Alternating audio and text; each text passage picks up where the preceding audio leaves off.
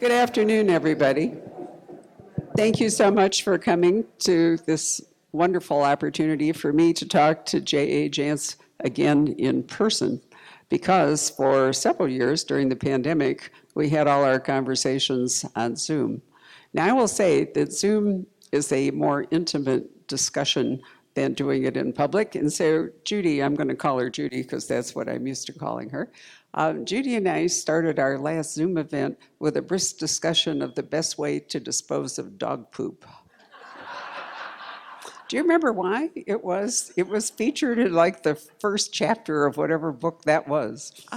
Okay, so the first chapter of the most recent Beaumont book, Nothing to Lose. He is suddenly a dog owner. He had his first dog the book before, and now he's got his second dog.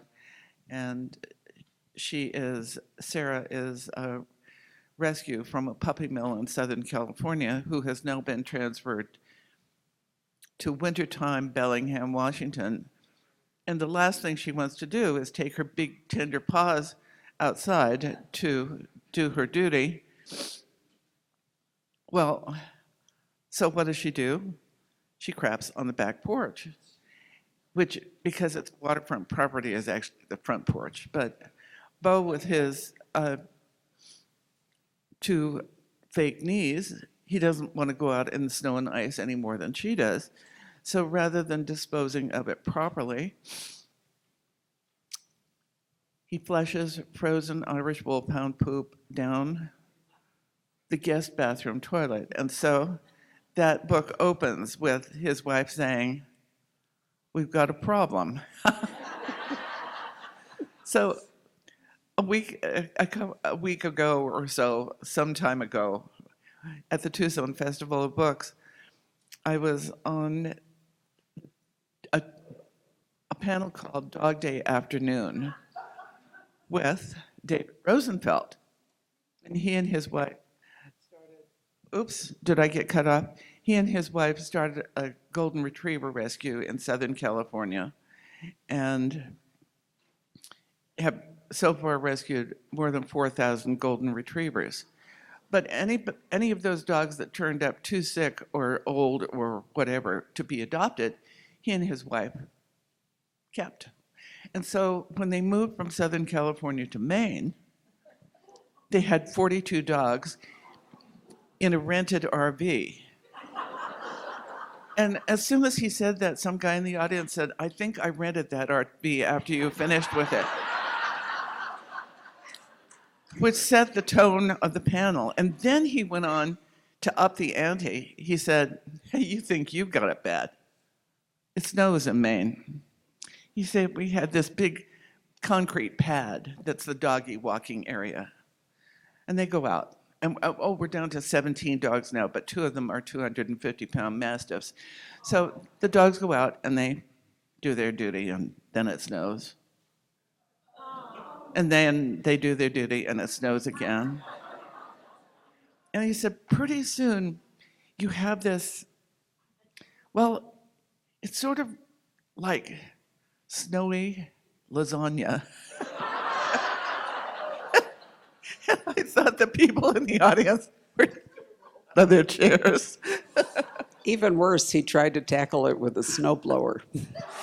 But in any case, I knew this was going to happen. See, Judy is a natural storyteller, and I never know for sure what direction she's going to go when I ask her a question. Sorry. So here we go. But anyway, let's talk for a moment about, she's here today as the Lifetime Achievement Honoree for Left Coast Crime. And you'll be happy to know that today I have chosen not to wear the bag over my head. So Tucson has a real resonance in Judy's writing life, which we will come to, because, in fact, if any of you read the essay I wrote in the program about Judy, it will give you all of this. But back in, what was it, Judy, 1964, you wanted to enroll in the University of Arizona's creative writing program, and they swatted you down. The professor looked at me and he said, "You're a girl." I said, so? He said, girls become teachers or nurses, boys become writers. And he didn't allow me in his class, so I became a teacher, and then I became a librarian. But in the meantime, I married a guy who was allowed in the class that was closed to me. He got a good grade in class, but he imitated Faulkner and Hemingway primarily by drinking too much and writing too little. He never had anything published, but that didn't keep him from telling me in 1968 there was only going to be one writer in our family, and he was it. So he actually died of chronic alcoholism at age 42, a year and a half after I divorced him. And when somebody heard me tell a story, they said, somebody should write a book about that. And I thought, I'm divorced, what have I got to lose? But it's a bad idea to make a mystery writer mad. And so if you read my first Walker family books, Hour of the Hunter, the female protagonist in that is a woman who has always wanted to be a writer, but she's a teacher on the reservation. Her husband, who was allowed in a creative writing class that was closed to her, is dead at the beginning of the book. And the crazed killer turns out to be a former professor of creative writing from the University of Arizona. And boy, did they surprise me when they gave me an honorary doctorate. I was going to get to that because indeed in the year 2000, the University of Arizona did give Judy a doctorate of humane letters. And even more interesting, Judy's archive is going to be housed at the University of Arizona, which I love. And in point of fact, the Poison Pen bookstore archives are going to be with Judy's archives at the University of Arizona. So we've been together for 32 years doing this, and I think it's great that when we're gone, our papers will live on together, right? Yes. So it'll be great. So let me tell you about before Judy, because she is such a great storyteller.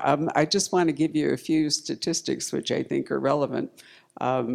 First place, you can tell that the rejection in 1964 is the reason, I think, and we'll get to that she publishes as J.A. Jance, because it is, in fact, not a gender-specific Well, name. the marketing department at Avon Books, when they got a hold,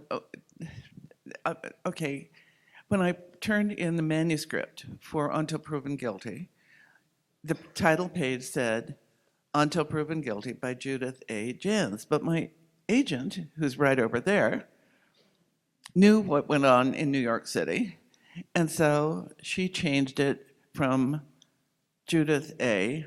to J.A. And the second editor who saw that, the Beaumont books are written in the first person through Beau's point of view, and so the second editor called her up and said, the guy who wrote Until Proven Guilty is a good writer. And she said, what would you say if I told you the guy who wrote Until Proven Guilty is a woman? He said, I'd say he was a hell of a good writer. So they bought that book at the beginning as the beginning of a series, and Nothing to Lose was book number 25 in that series. But a year or so later, the marketing department got a hold of it, and they said, wait a minute. Male readers are not going to accept a police procedural written by somebody named Judy. So would you mind if we used my initials? Well, I'm from Bisbee, Arizona. I'm being published by a New York City publisher. I don't care what they call me. So I became J.A. Jance, but I can tell you, I always autograph my books in red, and writing J.A. as opposed to Judith Ann has saved me miles of red ink over the years.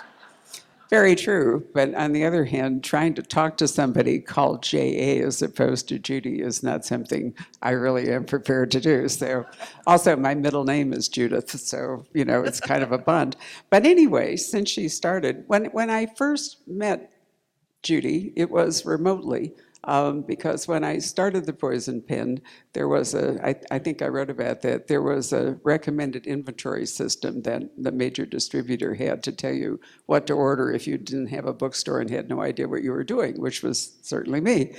And I thought, wow, look at all these books by some guy named J.A. Jance about a Seattle cop. So imagine my surprise when a year or two later, this tall woman walked into the store armed with a red pen and said, I am J.A. Jance. Wow. So, it was confusing, but it's all worked out. So since that all happened, Judy has published, let's see, I wrote it all down here.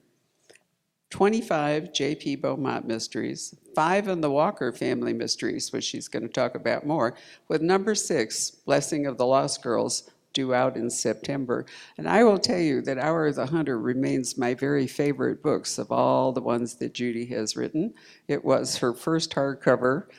It was also the first one where they published your author photo, so I guess they gave up on the J.A. part. Yeah, they finally put my author cover, my Right. photo on the cover. It's just a wonderful book. And, I'd like to say a word about Hour of the Hunter. okay. I spent 5 years as a K through 12 librarian on the Tohono O'odham, and I told 26 stories a week in K through 6 classrooms. And the stories I told were the stories we grew up with, but I also learned and told the stories of the Tohono O'odham people. And when I went to write Hour of the Hunter, I wanted to write something that would bring the reservation experience to somebody living in upstate New York who had never come to Arizona, much less to the reservation. And so after writing 9 books in a male first person, that was my first third person book as well. And so I decided early on that I was going to incorporate some of the stories and legends. But I wrote that book, and I'd write about one character for a little while, and that string would sort of peter out. So I just leave that one and go write about somebody else and put in a story. And if you read that book is published exactly the way I wrote it. And it was more like French braiding a book than it was writing one. And of all of my books, before you could put a keyword into the computer and have them tell you what book and what page, if I needed to look up a detail in Hour of the Hunter, I'd have to go to the book. And of all of my books, that is the only one. Every time I went to look for a detail, it sucked me in, and I ended up reading the whole thing. Well, I do think the stories that she incorporates about the Tohono O'odham are remarkable. And, we've already mentioned that Hour of the Hunter was powered by revenge, right? It's revenge writing. But at the same time, it has an enormous texture because of all the other elements that you brought into it. One of the reasons that I enjoy Judy's books so much is she just gets right to it. In her new book, Collateral Damage, which is the Allie Reynolds book, and let me see, how many Allie? 17 Allie I'm Reynolds supposed to books. remember the numbers. It's part of my job. Okay. Anyway, Judy has written the Joanna Brady series, which is focused down here in Bisbee, or over there in Bisbee. But then the Allie Reynolds series is more or less based in Sedona, but travels around. Although Collateral Damage goes different places. But I mean, she doesn't waste a minute.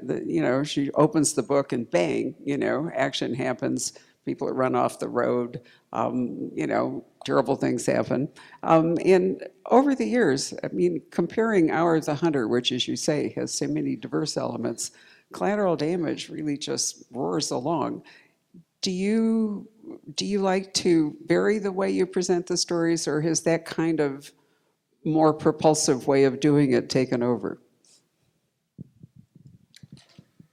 Well, the problem with collateral damage is it took me a whole damn year to write. I write 1.5 books a year, and that book took a whole year, so I was sort of short on time. But it wasn't working. I wrote a third of the book, and it wasn't going anywhere. So I turned to my husband, Bill. He's a retired electronics engineer, and he has helped me with books countless times. In one book, I said, I can't finish this. How do I do it? He said, well, why don't you do it the easy way? So I said, okay, and I did. But for this one, I gave him a third of collateral damage, and I said, would you read this and tell me what you think? And he had it for a very long time, and then he gave it back to me, and he said, this is a mess, I can't read it. So not only is he honest, he's also very brave. But he was right. The book was a mess. If you remember that old Sunday school song about the wise man built his house upon the rock, well, I was a third of the way into the book, and Frank Munoz hadn't shown up yet. So then I had to go back and do a complete rewrite. And once I had Frank Munoz in focus, he's a disgraced cop who has spent the better part of 20 years in prison planning on getting even with all the people who sent him up. So he is a revenge serial killer. And as soon as I had him, then it all started making sense. But the other thing Bill suggested I do, there are multiple jurisdictions in this story. And Bill suggested that I wear date every chapter. So every chapter, you know where it is, you know what day it is, you know what time it is. And that makes it easier to follow the story and stay with it. So we know from the outset that Frank Munoz is the bad actor in the book. But one of the things Judy does so well is that all of her characters are rounded. They're not, one-dimensional. And even at the end of the book, I felt some sympathy for Frank. Okay, he's a serial killer, not good, motivated by revenge and all. But the backstory of Frank, which you lightly etch in and all, makes you realize why he's turned out that way. Yeah, he had reasons to turn bad, but I'm sorry, that's no excuse. No, but I do think, when it seems to me over the years and all the books I've read that the ones that stick with me the most are the ones where I really genuinely mourn the victims, but sometimes you can also empathize with the bad actor. And, you want the detective and the victim and the villain to all have weight in your story. You don't want them to be cardboard, any one of them. Well, before a book comes out, I have usually finished that book and written another one, which is the case here. After battling collateral damage for a year, when I was finally able, I kept thinking, well, I've lost my mojo. I can't write anymore. This is probably my last book. That was disturbing. And then I turned that book in, and as soon as Bill fixed the title, he's my literary engineer now, and I couldn't come up with a title. He gave me the title, and I started writing the next day, and I wrote Blessing of the Lost Girls in 2 months flat. So that's the book that's coming in September. Okay, Barbara, I have fallen off the trail of what question I was trying to answer. There wasn't really any trail. It's all breadcrumbs. So let's go back and talk about JP for a bit, because, clearly you didn't have any personal experience on the homicide squad at the Seattle Police Department. But one of the things you did that I thought made him, distinguished him from other police procedurals was that you incorporated some aspects of community policing. And I don't remember which book it was, and I think it was bears, not rabbits, but anyway, toy. Teddy bears, So, yes. that was an amazing book because you talked about how the police department worked outside of its actual And investigation. that was a book called Without Due Process. It was Beaumont, which was still, when I was still in original paperback, the bargain basement of the publishing world. Um, and it's a home invasion where this family is slaughtered, and the only survivor, this little kid, was playing hide and go seek with his older siblings, and he fell asleep in the closet. So when everybody else died, he didn't.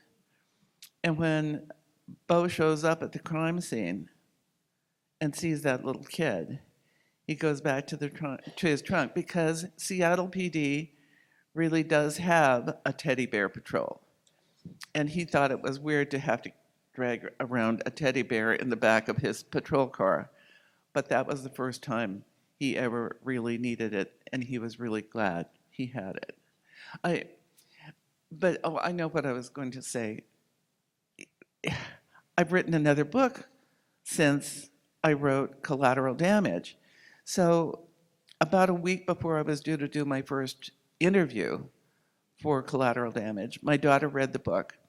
That way she can we can talk about it and she can remind me what's in it. So when I'm here, people don't think I didn't really write that book. If she can't remember it, she couldn't possibly write it. So what she said about that book is, Mom, all the police officers felt like real people. And in this world as it is today, the only time we hear about cops is when they do something bad, then it's all over the news, or when they die, then it's all over the news.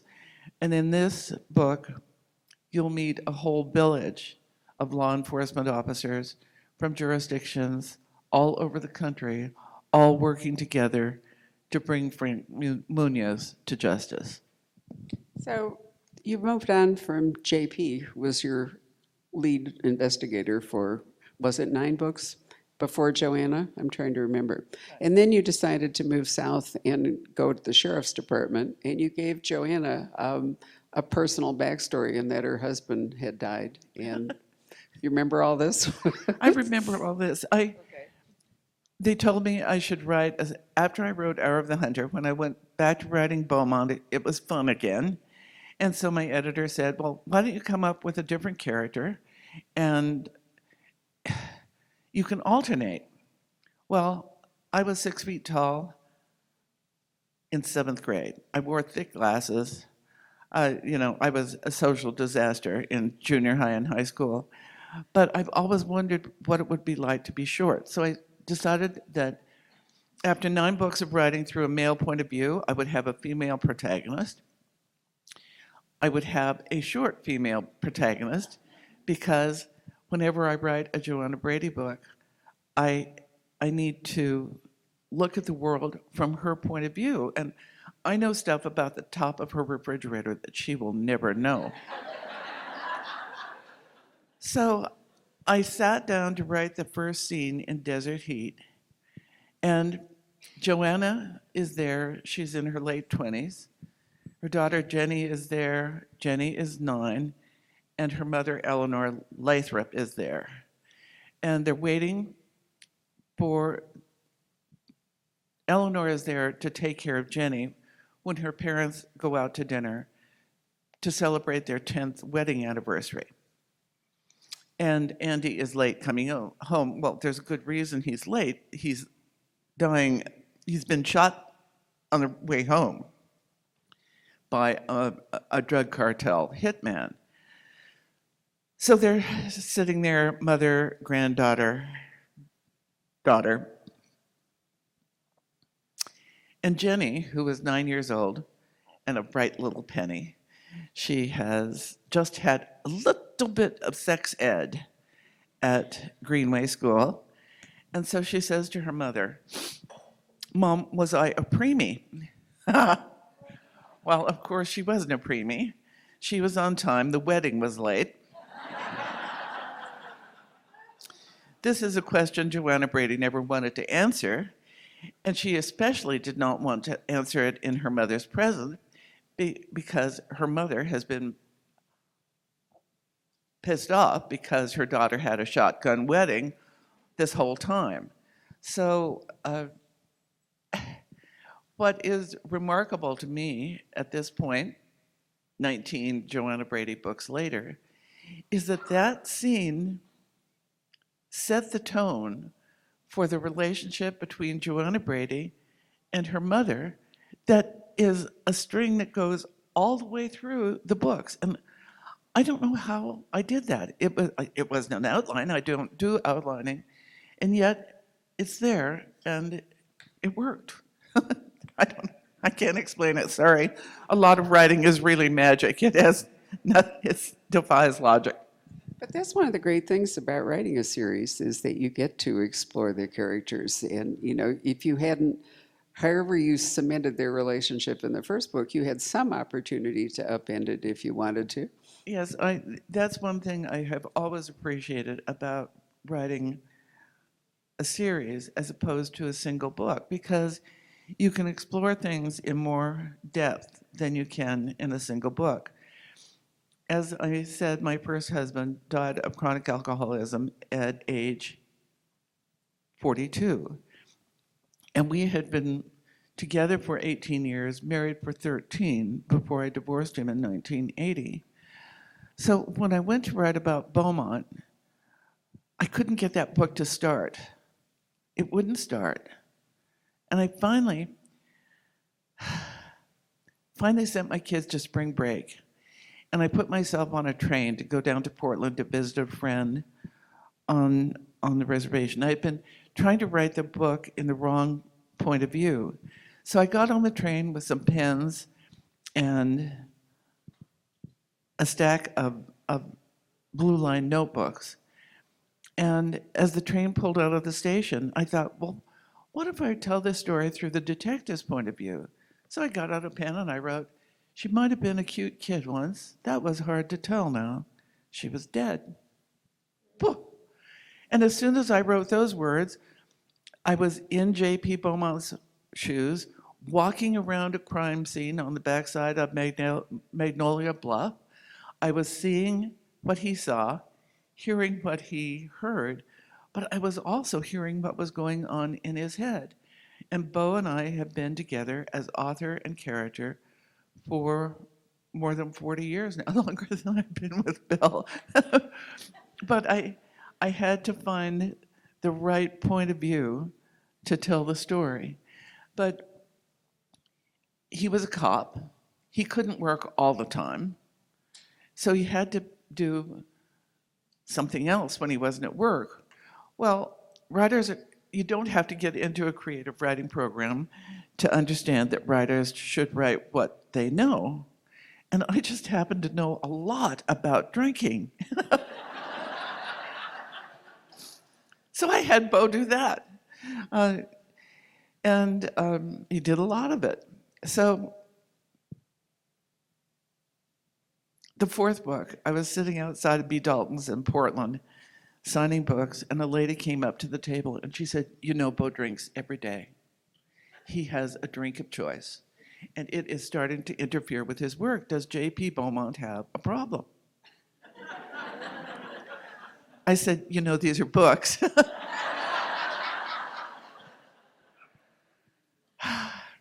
Well, the thing was, I had built that character based on my knowledge of a problem drinker. And I had done it very accurately, it turns out, because at that set of signings, 6 other people asked me the same question. And I finally figured out they were right. Beau did have a problem. But yesterday afternoon, in Casa Grande, a guy came up and had me sign his book to another friend of Bill W. Because 29 years ago, reading about Beau's struggle with booze helped him get sober. And so when people tell me, I'm always annoyed when I'm doing a signing, and someone will say, oh, I don't read murder mysteries. And I understand what they're saying. They have, as far as they're concerned, their time is very important, and they can't afford to waste any of it reading something just for fun. They have to read something of a higher order. But telling a mystery writer that you don't read mysteries is sort of rude. And I spent 10 years of my life selling life insurance. And if you are trained by the life underwriters to sell insurance, you take 10 no's and get an appointment, and 10 more no's and walk away with a check. And those people almost always walk away from that table carrying a book that I have sold them and autographed to their friend who reads murder mysteries. And I'm sure they get out to the parking lot and say, "Why did I buy this?" And I'd like to tell them, it's because you were rude. Well, it's not just because they were rude. Judy is actually a master of the cold call, which she learned selling insurance. And my staff and I, for years, have marveled at the way she can not only sell the book in question, but earlier books and all. It's like she just mesmerizes them when they come to the table. Sometimes they look like rabbits caught. She's so powerful. It's really, I missed that during Zoom because we didn't have that, live interaction. But she's really awesome to watch when she does that, which leads me to remind you that Judy will be signing books with a stare in the book room when we're concluding this. So you can experience it firsthand if you have not done that. But let's go back to Bo and Joanna, and I mentioned them because it's at one point, as the series do develop, Bo comes down to Arizona and works the case with Joanna. And there was a brief moment when I thought you might be tempted to pair them up romantically, but you thought better of it. Okay, so what happened is people were asking me, after I started Joanna, they kept asking, are J.P. Beaumont and Joanna ever going to meet? And I said, I'd have to be able to believe it in order to write it. Well, then they built the new county jail in Cochise County. Took the low bid by somebody who had never built a jail, who didn't realize that putting dropped ceilings in jail cells might be a bad idea.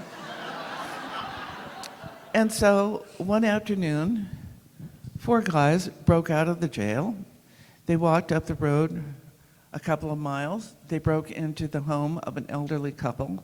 They killed them, stole their pickup truck and their worldly goods, and took off. 2 of them were captured the next day in New Mexico.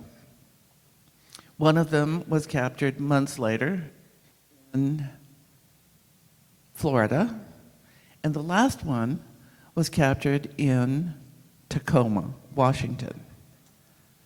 Well, all of a sudden, I could believe it. And so when my editor said, Judy, you have the Beaumont readers, you have the Brady readers, is there any way you could get both those sets of readers reading the same book? And that's how I wrote Partner in Crime. And there was a moment in that. They've been through this really harrowing experience, and Joanna is already married to her second husband, Butch, but there's this little spark of a moment between Bo and Joanna when they're both tempted. And cops have told me that after some kind of an experience like that, hormones get all out of whack and you don't know what's going to happen. But I had one lady in Seattle, in Pasadena, who told me, well, as soon as Beaumont and Joanna had that affair, I stopped reading that book. And I said, they never did. The moment was there. Neither one of them ever acted on it. But her sister dragged the book out of her garbage and had her read it. So Out of the garbage? she had thrown the book away, and her sister rescued it and got her to read it later. Okay, it wasn't the sister's garbage. I was briefly confused about who had custody of the book, but there we are. So one of the things that I've always admired about the Joanna Brady series, among the many things, is the way that you've toured us around to various destinations in Arizona. Now, I don't know why it is that there are cities all over the country that seem to be thick with crime writers and investigators. In Boston, you could fall over one on any street corner. Seattle, Minneapolis, whatever. Phoenix, not the case. Or Tucson, not the case. Somewhere or other, Arizona has not attracted a lot of crime writers and a lot of sleuths to set things here. So you have done more to create a sort of crime scene for Arizona than most writers. And, how do you pick your Joanna Brady destination, like Desolation Mountain or something of the sort? What draws you there? Well, I spent my childhood going on picnics in the Wonderland of Rocks, which they're considered turning into a national park now. We went hunting for pop bottles along the highway up into the Huachucas. And so we almost got washed away in a flood in Skeleton Canyon. So those Cochise County places are places from my childhood, and I get a chance to show them off.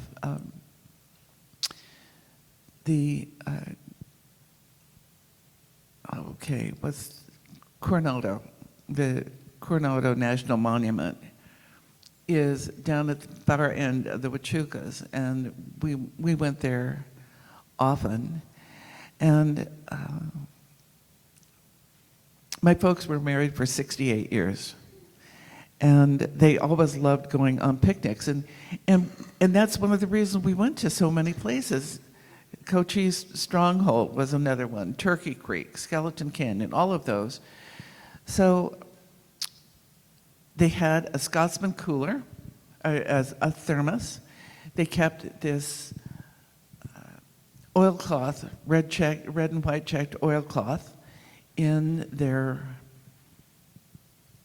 trunk, and they could unfurl it over any filthy picnic table in the universe.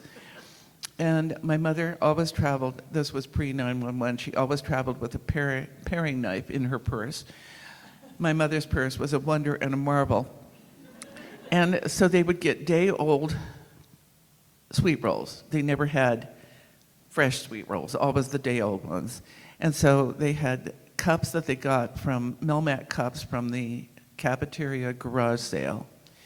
So they would go to these picnics, and they'd have their coffee, and they'd have their half sweet roll. When my folks went into assisted living over in Apache Junction,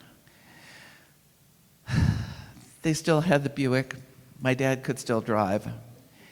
And they planned a Thelma and Louise exit, although they never saw the movie. However, then my dad had a stroke and died, and left my mother mad as hell for the next 5 years. How could Norman do that and go off and leave her alone? So when my sister called to say that our mother was gone, I didn't cry. I didn't cry at her funeral. I knew she was where she wanted to be, which was with my dad. But I was writing a book. And I guess it's not a good idea to make a mystery writer sad any more than it is to make them mad. So in this book, up at the south end of the Huachucas, this little old couple is there. They take out their oilcloth tablecloth. They take out their Scotsman thermos. They cut their sweet roll in half. And when their picnic forenoon coffee is over, they stow everything, and then they get in the Buick. They do not fasten their seatbelts. He floorboards the gas pedal, and they go screaming off the mountain. I did not cry at my mother's funeral, but I did cry as I wrote that scene, because it was a writer's way of grieving for my parents and a writer's way of honoring them.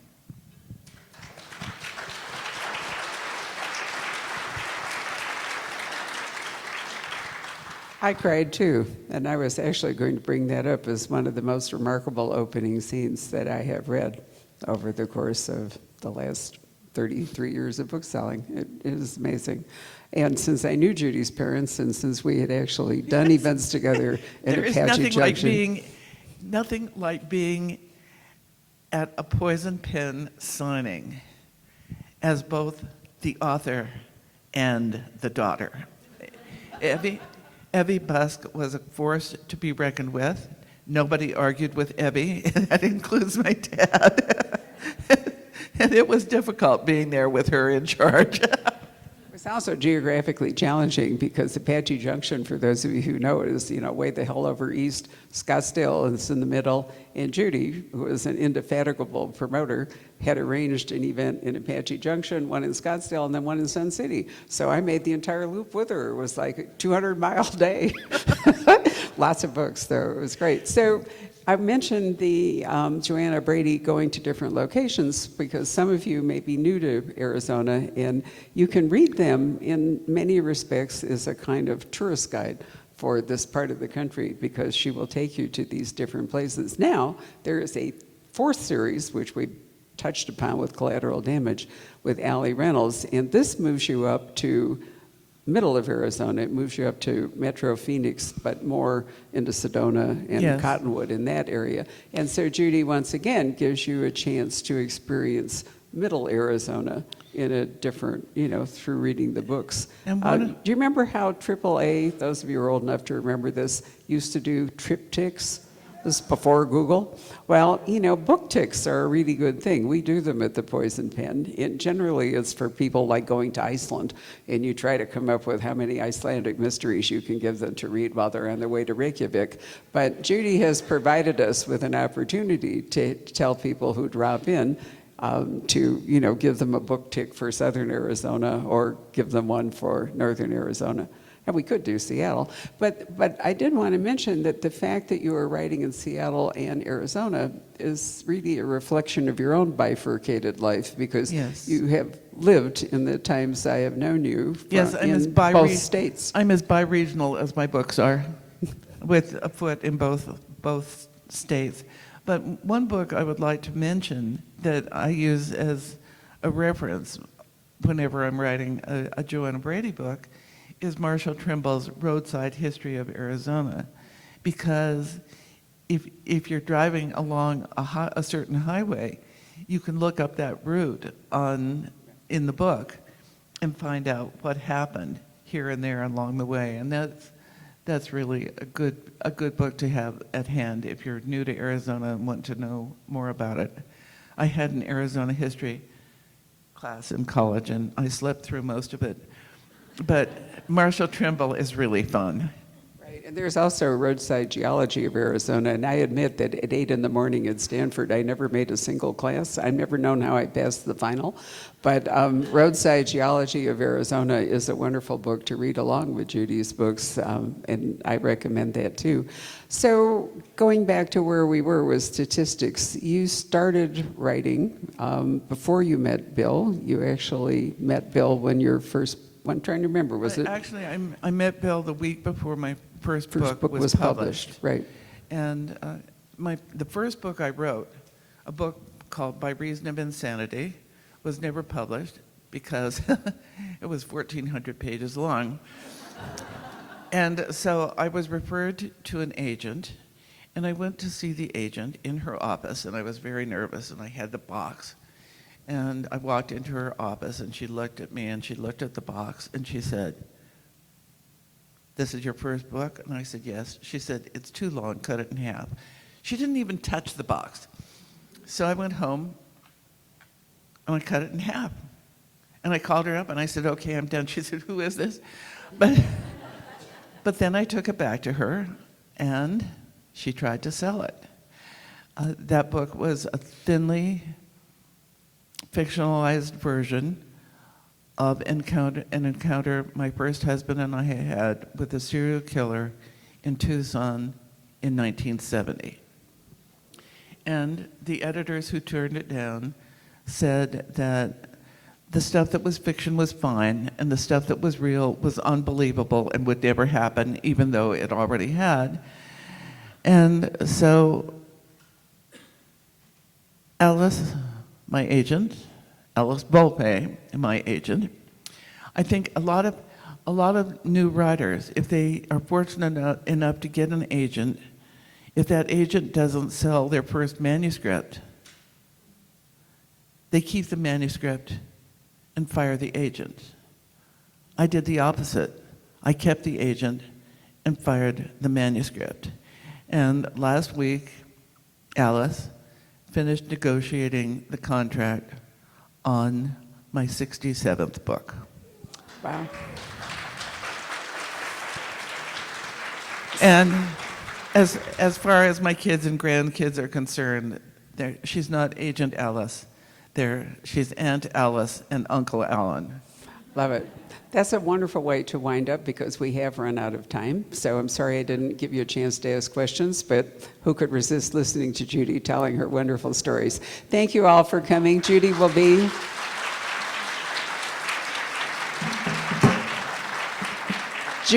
in the book room, and I urge you to go and, if not buy a book, at least felicitate her on this wonderful honor of lifetime achievement. Thank you.